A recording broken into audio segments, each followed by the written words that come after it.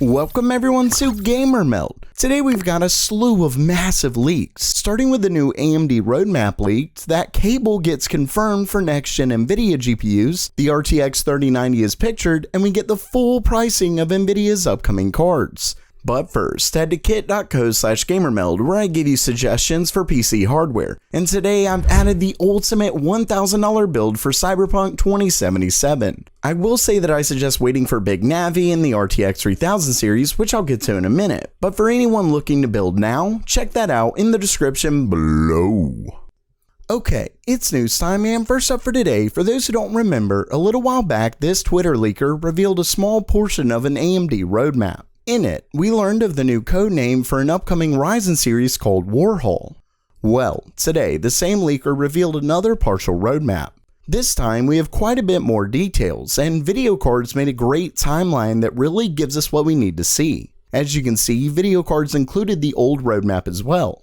Either way, when we look at the new portion, we can see that next year, AMD plans to release Van Gogh along with Cezanne. Now, we know Cezanne is set to replace Renoir, and it comes in both ultra low power and high power parts. So these are AMD's next gen APUs. When we look, Cezanne is set to utilize AMD's next gen Zen 3 architecture, and as we learned not long ago, it still uses AMD's 7nm Vega. So then I think the question becomes, what is the point of Van Gogh? Well, as you can see, it's labeled with CVML, which according to the leakers stands for Computer Vision and Machine Learning. So this is apparently made for a completely different industry. And when we look here, it becomes clear that AMD didn't have anything for this market prior.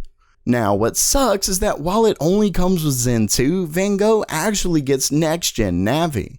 Of course, I'm assuming that's ultimately based on AMD's new CDNA architecture, so it likely isn't made for gaming. Which is definitely a bummer, but it sucks that Cezanne is still stuck on Vega. Not only that, but Van Gogh also comes with LPDDR5 support while Cezanne does not.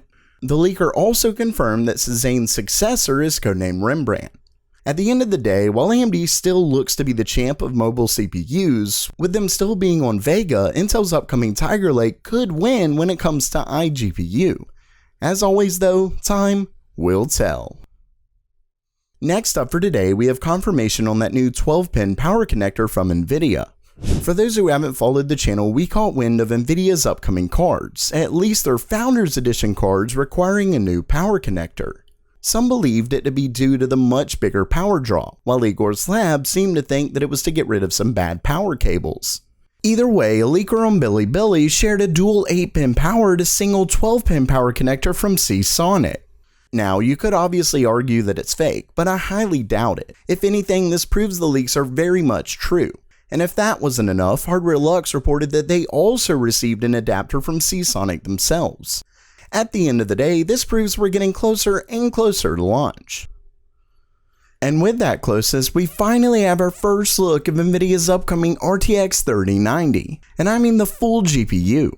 If you remember, a little while back we got a glimpse of what the leaker claimed was Nvidia's RTX 3080, and it was later confirmed to at least be one option that Nvidia was considering, which meant it may not be the final design. Well, we finally have much better pictures of the full GPU. Originally shared by Garnet Sunset on Twitter, you can see that Nvidia did apparently pick that cooler, at least for the 3090. Not only that, but the upcoming GPU is huge, I mean massive. It's set up next to an RTX 2080 and it flat out dwarfs it. According to Garnet Sunset, this is the RTX 3090 and it's a triple slot card. As you can see, it's very similar to that original leak, but instead of the silver outlining, it's all black. Either way, the leaker claims that the card is set to come in at $1,400, which is the same price we saw in a recent leak. Now, that $1,400 is important because in today's last story, Garnet Sunset later replied with the full pricing of the upcoming RTX 3000 series. Now, while the user did share the original card, which makes his leak on pricing very believable, remember that prices can always change at the very last minute, so keep that in mind. Regardless, let's get to it. As you can see, the 3090 comes in at $1,400, but the 3080 is much more reasonable at $800. Then we have the 3070 that goes for $600, and the 3060 comes in at $400. Now, while obviously that is a bit of a price jump over last gen's Founders Edition cards, it's nothing compared to the jump of the 3090.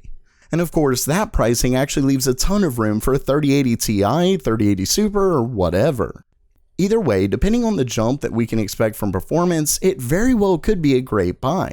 Of course, Turing was such a big price jump to begin with, so it still very much scares my poor wallet. So while that does it for today, are Nvidia's upcoming cards going to be a huge hit, or will they simply be a new space heater? Let me know down in the comments below. And if you liked the video, please subscribe. And as always, have a great day.